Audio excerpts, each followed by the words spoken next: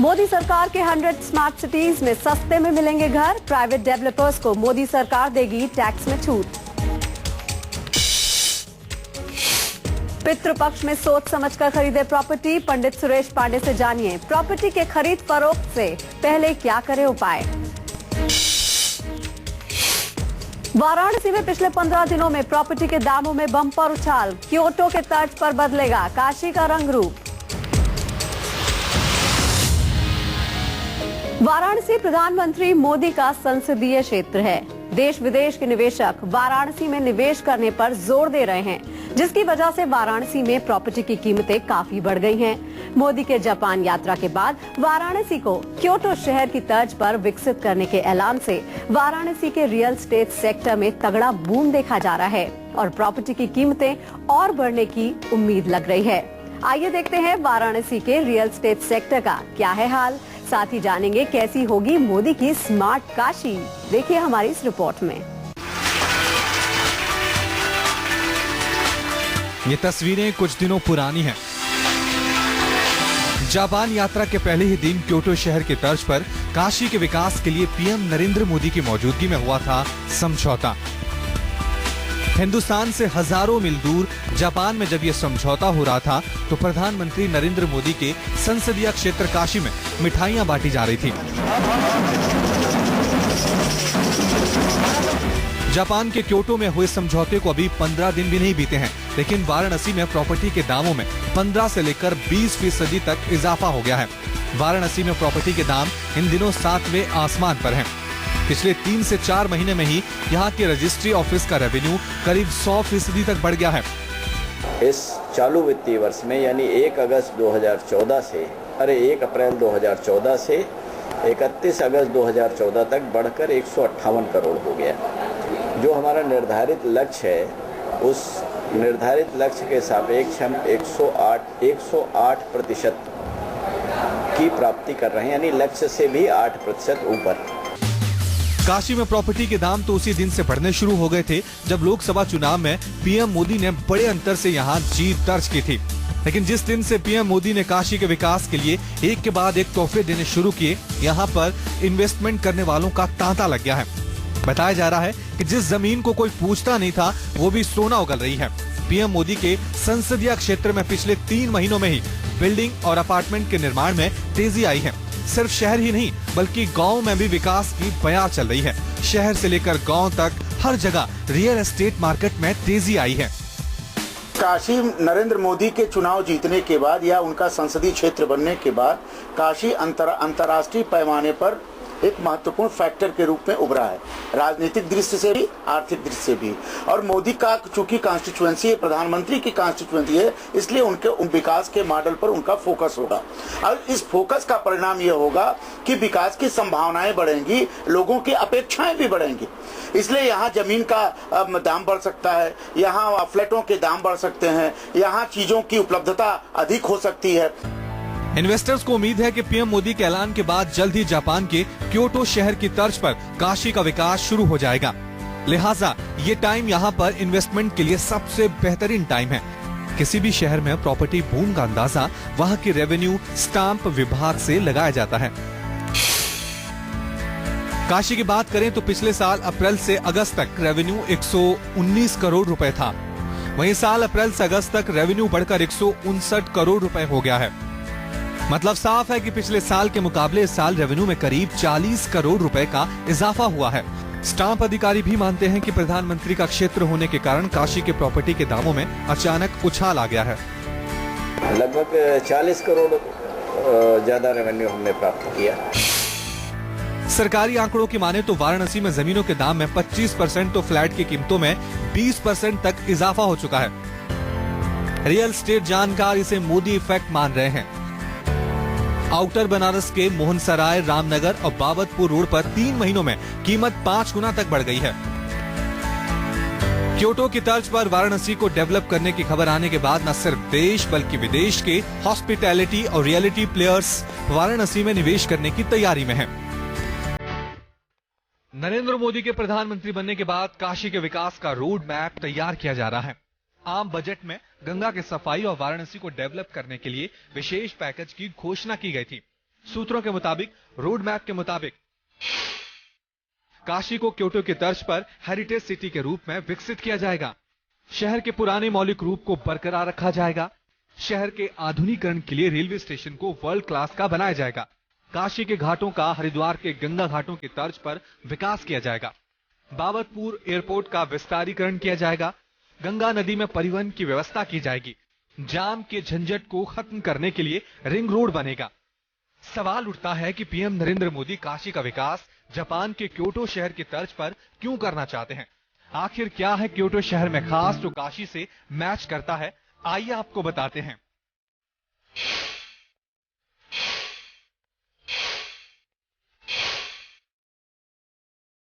Kyoto Japan की एक बेहतरीन हाईटेक सिटी है। यहां पर ट्रैफिक की कोई समस्या नहीं है। इसकी सबसे बड़ी वजह है public transport system. Public transport system आला दर्जे का है। शहर में चौड़ी road, high speed rail network, metro track का जाल बिछा हुआ है। शहर के अंदर कम दूरी के सफर के लिए साइकिल ट्रैक भी बना हुआ है। हवाई सफर के लिए शहर के पास ही केसाई और इतामी एयरपोर्ट बना हुआ है। क्योटो से दूसरे शहर जाने के लिए एक्सप्रेस वे है। नदियों के जरिए भी यहाँ पर यातायात व्यवस्था है। सबसे बड़ी बात यह है कि इतना सब कुछ होते हुए भी शहर में प्रदूषण का कहीं भी नामो निशान नहीं है। गलियां साफ सुथरी हैं, प्रदूषण ना के बराबर है। गगनचुंबी इमारतें और हरियाली शहर की खूबसूरती को चार चांद लगा देती हैं। कहते हैं कि जापान के क्योटो शहर की हालत भी कुछ साल पहले तक ठीक वैसी ही थी जैसी काशी की है, लेकिन यहाँ की सरकार और जनता ने मिलकर क्योटो को जापान की आध्यात्मिक राजधानी बनाकर एक मिसाल कायम की है। काशी को चमकाना पीएम मोदी का ड्रीम प्रोजेक्ट है। भारत में भी क्योटो की तर्ज पर काशी के विकास का खाका खींचा गया है। विकास से पहले ही यहाँ पर प्रॉपर्टी मार्केट में जबरदस्त उछाल देखा जा रहा है। माना जा रहा है कि आने वाले समय में यहाँ पर प्रॉपर्टी की कीमतें सारे रिकॉर्ड्स तोड़ सकती हैं। लेकिन जानकारों का मानना है कि वाराणसी में आंख बंद करके नहीं बल्कि सोच समझकर प्रॉपर्टी में निवेश की जरूरत है। पीयूष आचार्य, वाराणसी, न्यूज़ 24। पितृपक्ष शुरू होते ही लोग नई चीजें खरीदने और कोई भी शुभ काम करने से बचते हैं, जिसका असर रियल एस्टेट सेक्टर में भी दिखाई दे रहा है। तरह तरह के लुभावने ऑफर्स के बाद भी खरीदार प्रॉपर्टी खरीदने में दिलचस्पी नहीं दिखा रहे हैं और न ही नए घर में गृह प्रवेश कर रहे हैं। लेकिन पितृपक्ष में कुछ उपाय हैं जिन्हें अपनाकर आप प्रॉपर्टी से जुड़े काम कर सकते हैं। ये उपाय बता रहे हैं पंडित सुरेश पांडे जी। पितृपक्ष में अगर ऐसी स्थिति आ जाए कि प्रॉपर्टी खरीदना अपरिहार्य है या किसी घर में जाना अपरिहार्य है, आपातकाल आ जाए, तो ऐसे में आपको चाहिए कि आप अगर प्रॉपर्टी खरीदना चाहते हैं तो उसके पहले अपने पितरों के लिए पिंडदान कर लें और पिंडदान करने के बाद पितरों से क्षमा मांगते हुए प्रॉपर्टी खरीदने की कोशिश करें। और यदि मकान में आपको गृह प्रवेश करना है तो मेरा सुझाव यह है कि अपने निजी व्यक्तिगत मकान में आप न जाएं। किराए के मकान में गणेश की पूजा करके, भगवान गणेश की पूजा करके अगर आप प्रवेश कुछ दिनों के लिए करते हैं तो यह आपके लिए हानिकारक नहीं होगा। लेकिन अपने मकान में वास्तु शांति करके और गृह प्रवेश का कार्यक्रम आयोजित करके यदि श्राद्धों के दिन में आप जाते हैं तो ये भविष्य के लिए हानिकारक और अहितकर होगा। तो इन चीजों को ध्यान में रख करके अगर प्रॉपर्टी से जुड़ा कोई भी निर्णय लेंगे तो आपके जीवन के लिए लाभकारी होगा। डीडीए की हाउसिंग स्कीम के जरिए दिल्ली में अपना घर पाने का सुनहरा मौका बार बार नहीं आता। फॉर्म की कमी की वजह से लोगों को काफी मुश्किलों से फॉर्म मिल रहे हैं। ऐसे में अगर आपको फॉर्म मिल भी जाए और वो सही तरीके से ना भरा हो, वो रिजेक्ट भी हो सकता है, जिसकी वजह से आपका ड्रॉ में शामिल होने का सपना भी टूट सकता है। तो आइए जान लेते हैं कि कैसे सही तरीके से भरें डीडीए का फॉर्म।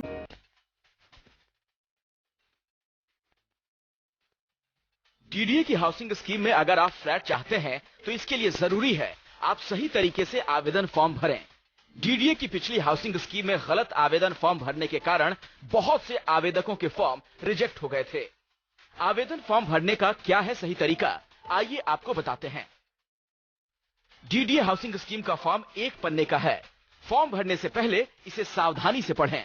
अगर फॉर्म में कोई पॉइंट समझ में नहीं आ रहा है तो पहले उसे बारीकी से समझें, फिर फॉर्म भरें। आवेदक का नाम साफ अक्षरों में काली या नीली स्याही वाले बॉल पेन से लिखें। नाम सिर्फ कैपिटल लेटर में ही लिखें। एक अक्षर या संख्या के लिए एक बॉक्स का ही प्रयोग करें।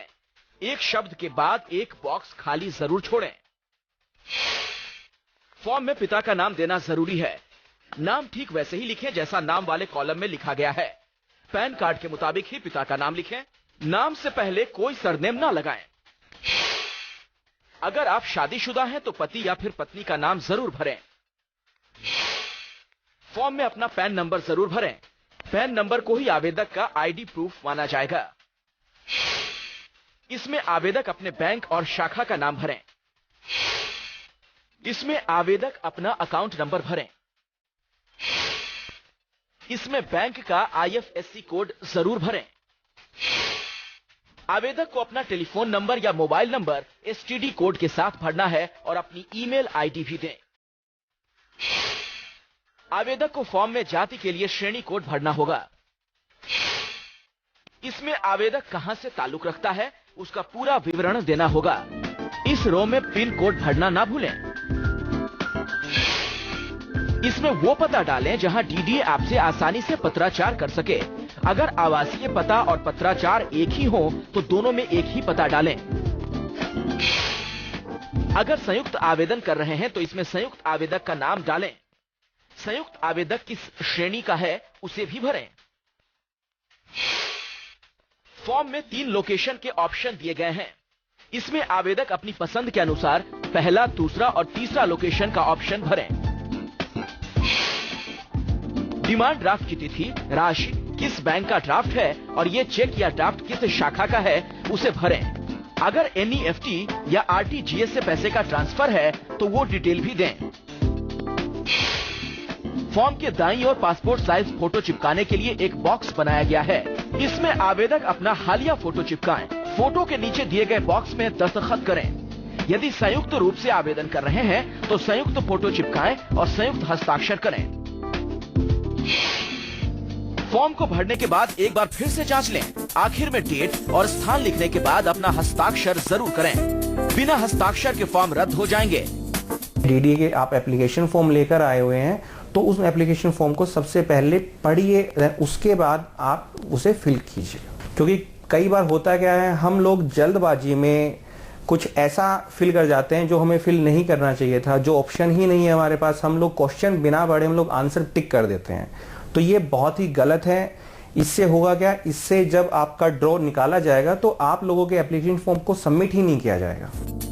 तो इन बातों का ध्यान रखकर आप DDA हाउसिंग स्कीम 2014 का फॉर्म सही तरीके से भर सकते हैं और गलत आवेदन करने से बच सकते हैं। रितेश श्रीवास्तव के साथ सपन मिश्रा, दिल्ली, न्यूज़ 24। और अब बारी आती है प्रॉपर्टी सेक्टर से जुड़ी कुछ फटाफट खबरों की, क्योंकि हर एक खबर जरूरी होती है। बिल्डरों के खूबसूरत विज्ञापन और घर के साथ लुभावने ऑफर्स के झांसे में आए दिन घर खरीदारों का फंसना अब आम हो गया है। साथ ही घर का सपना देख रहे लोगों को कोर्ट और दूसरे जगहों का चक्कर भी लगाना पड़ता है। ऐसे में बिल्डरों पर नकेल कसने और घर खरीदारों के अधिकारों को सुरक्षित बनाने के लिए केंद्र की नई मोदी सरकार ने उस दिशा में काम करना शुरू कर दिया है। सरकार जल्द ही लंबित पड़े रियल एस्टेट रेगुलेशन बिल का कायाकल्प कर उसे नए सिरे से ला सकती है।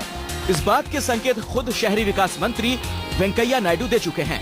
वेंकैया नायडू ने कहा कि सरकार रियल एस्टेट सेक्टर को बढ़ाने के साथ उसे रेगुलेट भी करेगी। उन्होंने ये भी कहा कि जब तक होम लोन सस्ता नहीं होगा तब तक रियल एस्टेट सेक्टर को बढ़ावा नहीं मिलेगा। I will definitely take the real estate sector and the players in the housing sector before going for a real estate regulation act. There was a suggestion, instead of naming it as a real estate regulation, why don't you call it as a real estate promotion and regulation? It's a suggestion worth considering. I will keep that in mind, real estate promotion regulation. Because you need to protect the consumers also. I always feel that one way to make progress, rapid progress in the housing sector is by bringing down the interest rates. अगर आपका budget कम है और आप hi tech city में घर खरीदने की सोच रहे हैं तो आपके लिए है good news. PM Narendra Modi की 100 स्मार्ट सिटी में आप सस्ते घर खरीद सकते हैं। सूत्रों की माने तो 100 स्मार्ट सिटी बसाने जा रही मोदी सरकार डेवलपर्स को प्रोत्साहन और टैक्स रियायतें देने का ऐलान कर सकती है। टैक्स में रियायत मिलने से प्रोजेक्ट कॉस्ट कम हो जाएगी। इसका सीधा फायदा खरीदारों को मिलेगा। डेवलपर्स स्मार्ट सिटी में खरीदारों को बाजार से कम कीमत में घर उपलब्ध करा पाएंगे। पीएम मोदी के 100 स्मार्ट सिटी में एक नाम गाजियाबाद का भी हो सकता है। गाजियाबाद विकास प्राधिकरण के उपाध्यक्ष संतोष यादव ने स्मार्ट सिटी में गाजियाबाद को शामिल करने के लिए प्रयास शुरू कर दिए हैं। जीडीए ने स्थानीय सांसद व केंद्र सरकार में विदेश राज्य मंत्री जनरल वीके सिंह को ईमेल भेजकर इस विषय पर विचार करने का निवेदन दिया है। जीडीए ने मेल में गाजियाबाद को स्मार्ट सिटी बनाने के पक्ष में कई तर्क दिए हैं। एलिट क्लास के मुस्लिमों के लिए बिल्डर आदर्श ग्रुप लेकर आया है बड़ी खबर। ग्रेटर नोएडा के अपार्टमेंट्स गोल्फ व्यू एलिट मुस्लिमों के लिए घर का सपना पूरा करने जा रहा है। इस अपार्टमेंट में कुल 368 फ्लैट होंगे। कीमत 2,500 से 3,750 रुपए प्रति स्क्वायर फीट है। ग्रेटर नोएडा की स्पोर्ट्स सिटी में ये प्रोजेक्ट 3.5 एकड़ जमीन पर बन रहा है। अपार्टमेंट के भीतर ही एक मस्जिद और एक मदरसा होगा। अपार्टमेंट में किबला दिशा का खास ख्याल रखा गया है। इस दिशा की तरफ चेहरा करके मुस्लिम नमाज अदा करते हैं। करते हैं सवाल जवाब का सिलसिला। आपके सवालों का जवाब देने के लिए हमारे साथ हमारे प्रॉपर्टी एक्सपर्ट जुड़ चुके हैं अंशुमन शर्मा। अंशुमन, बहुत बहुत स्वागत है आपका प्रॉपर्टी 24 में। बहुत बहुत धन्यवाद। सबसे पहला सवाल हमसे पूछ रहे हैं गिरीश गर्ग हैं अहमदाबाद से। जी, क्या जानना चाहते हैं गिरीश आप?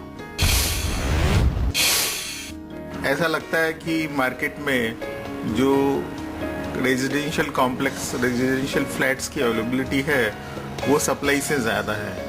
ऐसी सिचुएशन में क्या प्रॉपर्टी मार्केट में रेजिडेंशियल फ्लैट्स में इन्वेस्ट करना रीजनेबल है या नहीं? जो आपने सवाल पूछा है, मैं इसमें आपको बेसिक लेवल पे आपको थोड़ा रिसर्च करना पड़ेगा कि ऐसा नहीं है कि हर जगह ओवर सप्लाई है। आपको कुछ चीज़ों का इसमें बेसिकली ध्यान रखना पड़ेगा, जैसे किन एरियाज़ में डेवलपमेंट हो रहा है, कहाँ पर एम्प्लॉयमेंट की अपॉर्चुनिटीज़ अच्छी हैं। मैं समझता हूँ कि जहाँ अच्छी कंपनियाँ आ रही हैं और अपॉर्चुनिटी है एम्प्लॉयमेंट की, वहाँ पर ओवर सप्लाई जो है थोड़ा मुश्किल है, क्योंकि वहाँ वो जगह हमेशा डिमांड में रहती हैं। लोग हमेशा एक जगह से दूसरी जगह माइग्रेट करते रहते हैं और वहाँ पर आपको अपनी प्रॉपर्टी की रेंटल वैल्यू भी अच्छी मिल सकती है। तो आई होप कि आप मार्केट में जाएँ, सर्वे करें, देखें किन जगहों पर एम्प्लॉयमेंट अपॉर्चुनिटीज़ अच्छी हैं। उम्मीद करते हैं गिरीश आपको अपने सवाल का जवाब मिल गया होगा। अगला सवाल हमसे पूछ रहे हैं राजेश हैं जयपुर से। जी राजेश, क्या जानना चाहते हैं आप? मैं कॉमर्शियल प्रॉपर्टी में इंटरेस्ट रखता हूं अभी, और दूसरी चीज़ ये जानना चाहता हूं कि जयपुर में कॉमर्शियल प्रॉपर्टी अच्छी रेट पे अभी अवेलेबल होगी, और क्या जयपुर के अलावा मेरे को बाहर जाना चाहिए इन्वेस्ट करने के लिए? मैं आपको बताना चाहूँगा कि जयपुर बहुत अच्छे तरीके से डेवलप कर रहा है कमर्शियल में, लेकिन आप जब भी इन्वेस्टमेंट करते हैं तो आपको कुछ बेसिक चीज़ों का ध्यान रखना चाहिए, जैसे कि उस एरिया में डेवलपमेंट किस तरीके से हो रही है, किस तरह की कंपनीज वहाँ पे आ रही हैं, किस तरह का नेचर ऑफ एम्प्लॉयमेंट वहाँ पे है, वहाँ सर्विस इंडस्ट्रीज ज़्यादा आ रही हैं या मैन्युफैक्चरिंग ज़्यादा आ रही हैं। तो मुझे लगता है अगर आप सर्विसिंग इंडस्ट्री जहाँ अच्छी आ रही हैं और मैन्युफैक्चरिंग हब जहाँ बन रहे हैं, वहाँ आप अपनी कमर्शियल प्रॉपर्टी लेंगे तो आपको वहाँ पे रेंटल भी अच्छा मिलेगा, रिटर्न इन्वेस्टमेंट आपको अच्छा मिलेगा, और आगे आने वाले समय में उस प्रॉपर्टी का एप्रिसिएशन भी अच्छा होगा। कुछ जगहें हैं जहाँ पे काफ़ी अच्छे तरीके से डेवलपमेंट हो रही हैं, जैसे जयपुर है, जयपुर के साथ में राजस्थान का एक और पार्ट है, एक और अच्छी सिटी है जो बहुत अच्छे तरीके से शेपअप हो रही है, वो हमारी भिवाड़ी है। भिवाड़ी एक इंडस्ट्रियल हब है। मैं समझता हूँ अगर आप वहाँ जाएंगे तो अगले 2 से 3 साल के अंदर अंदर आपको अच्छे रेंटल और अपनी प्रॉपर्टी पे अच्छा एप्रिसिएशन आप एक्सपेक्ट कर सकते हैं।